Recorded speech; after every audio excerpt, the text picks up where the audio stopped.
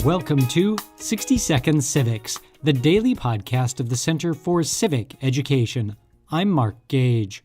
The Bill of Rights appended to the U.S. Constitution is commonly understood to contain specific guarantees of individual rights.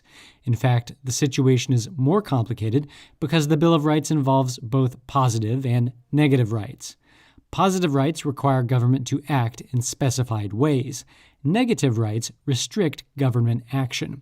For example, the Second Amendment says, "A well-regulated militia being necessary to the security of a free state, the right of the people to keep and bear arms shall not be infringed." The amendment requires the government to refrain from infringing upon the right of the people to keep and bear arms, and as such is a negative right.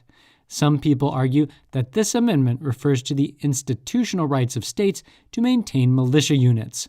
Others contend that it refers to the individual right to keep and bear arms that is permitted by law in most states.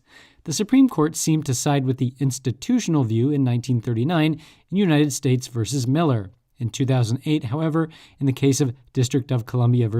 Heller, the court made clear that the Second Amendment protected the individual's rights in federal territories to keep and bear arms. In McDonald v. Chicago in 2010, the court incorporated the Second Amendment and ruled that citizens have the right to keep and bear arms.